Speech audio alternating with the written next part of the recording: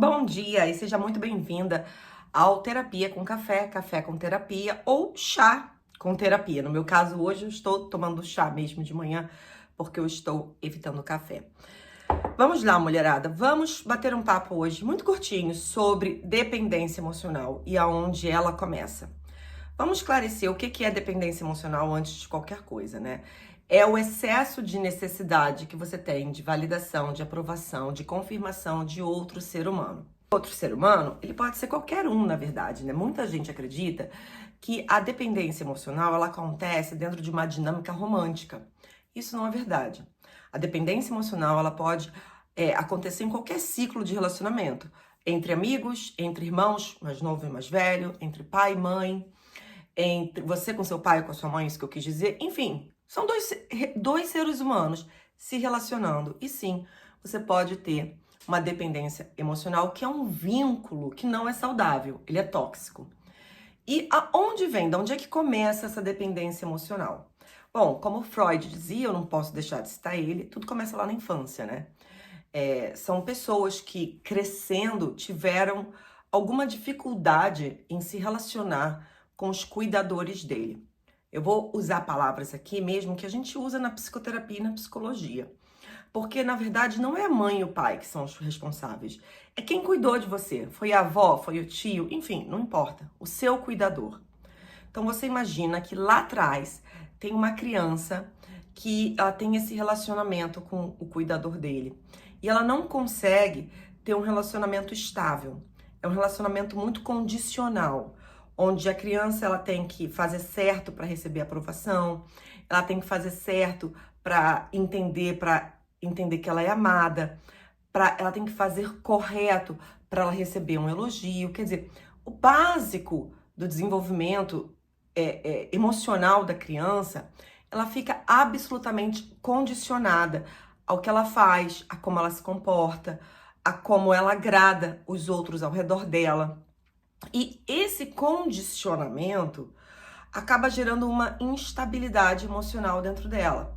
Porque ela começa a entender que se eu não fizer assim, eu não sou amada. Se eu não fizer assado, eu não vou ser aceita. E você entendeu? Essa dinâmica, esse condicionamento, ele não é saudável. Se você passa uma infância tendo que se provar o tempo inteiro, desde pequenininha, que sim, você é digna e merecedora de amor, de carinho e afeto, naturalmente isso vai criar o que dentro de você? Uma ansiedade. Então, entenderam até aqui como é que tá funcionando? Você é uma criança pequenininha e você quer amor e afeto do seu cuidador. Voltando, né? Ela entendeu através desse condicionamento que não é saudável que ela precisava se provar, se comportar, fazer, produzir para ser amada, respeitada, querida e aceita. Essa dinâmica, ela gera ansiedade. Sim, ansiedade. E aí a gente vai entrar em uma outra categoria da psicologia, que é de John Bowlby, que se chama a teoria do apego. O John Bowlby, ele é um psicanalista e psicólogo inglês, aqui da Inglaterra, e no ano de 1960, se eu não me engano, ele escreveu uma trilogia de livros incrível sobre a teoria do apego. Como que o apego, ele se desenvolve na primeira infância e como esse apego, ele vai ser levado para toda a vida adulta e como ele vai influenciar as suas decisões, escolhas, comportamentos lá na frente na sua vida adulta. Porque é importante a gente entender que dentro da teoria do apego existem dois tipos: o apego seguro, a gente não precisa falar dele hoje, e o inseguro. Dentro do apego inseguro, a gente tem outros apegos, subapegos, né? Uma subdivisão, que seria o apego ansioso, o apego evitativo, aquela pessoa que evita se relacionar, e o apego desorganizado. O apego ansioso é aquele apego baseado no medo. Se eu fizer, ela vai embora? Se eu fizer errado, ele não vai? Entenderam essa dinâmica? Por trás disso, você tem lá, como base, como se fosse uma fundação da casa, esse apego ansioso, que eu falei brevemente para você entender um pouco. Você tem o medo de rejeição, é absurdo, porque a criança, ela não aprendeu a ser rejeitada.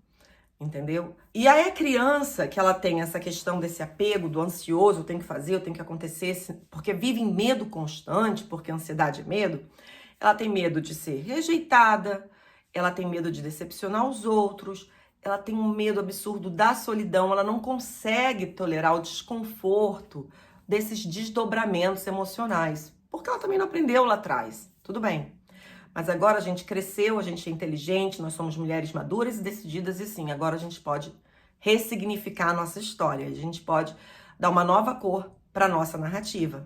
Ela acha muito desafiador fazer qualquer tipo de decisão, tomar qualquer tipo de decisão sozinha, porque ela pensa, e se eu errar?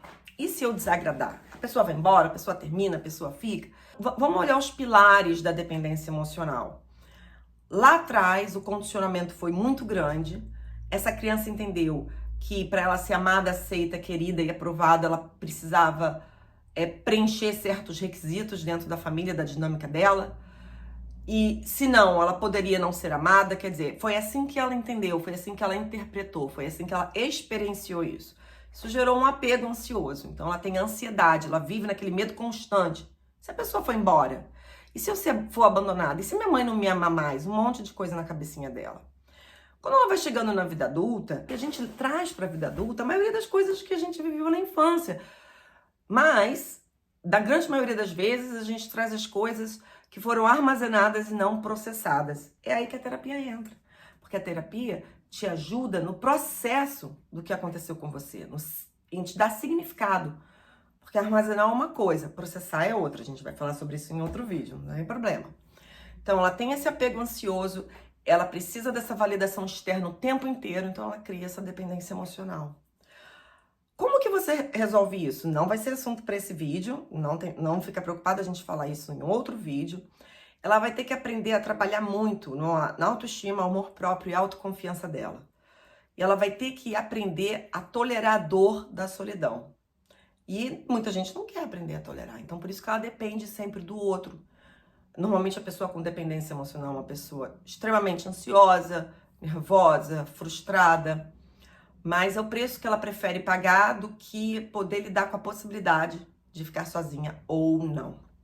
O vídeo foi bom? Se inscreve, não falei lá no começo, mas se inscreve no meu canal, os meus vídeos são curtos.